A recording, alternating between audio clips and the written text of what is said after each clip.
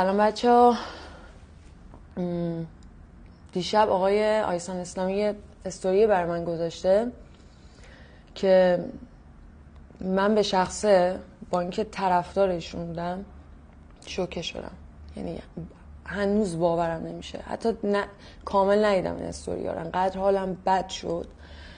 و من اصلا کاری ندارم به این داستان که حالا آقا هر کسی میتونه آدم ها رو قضاوت کنه دیگه، هر کسی یه فکری داره.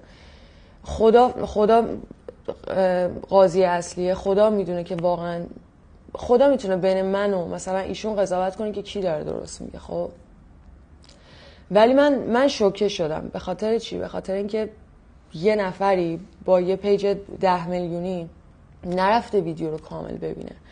من دارم مقایسه میکنم. آقا همه میدونن دبی یه شهر گرونیه. شما با پول، من توی ویدیو دارم میگم که با پول یه شب تفریح میتونی بری یه هفته سفر و قبل و بعدش کلی جملات دیگه هست که هیچ کس اینا رو نگاه نکرده و از قرار یه نفرم اومده این تیکر جدا کرده و پخش کرده که این خانم داره تبلیغ تن فروشی میکنه.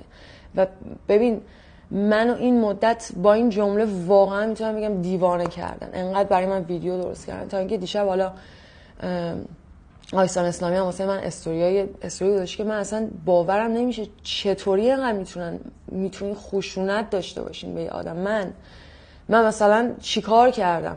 من توی ویدیو دارم میگم آقا با پول یه شب تفریح میتونی یه هفته بری سفر. اینجا میری رستوران 3000 درهم هزینه میتونی بکنی که میشه $1000.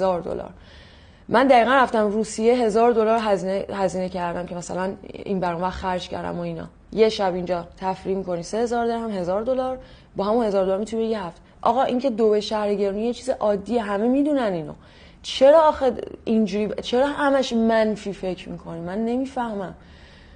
من چه گناه کردم؟ شما باید بیاین توی خونه منو ببینین، باید با دوستای من صحبت کنین تا بدونین من چه جور آدمی هستم. من همیشه هم راجع به صحبت میکنم ولی واقعا یه سریا نمیخوان، یعنی فقط دوست دارن انرژی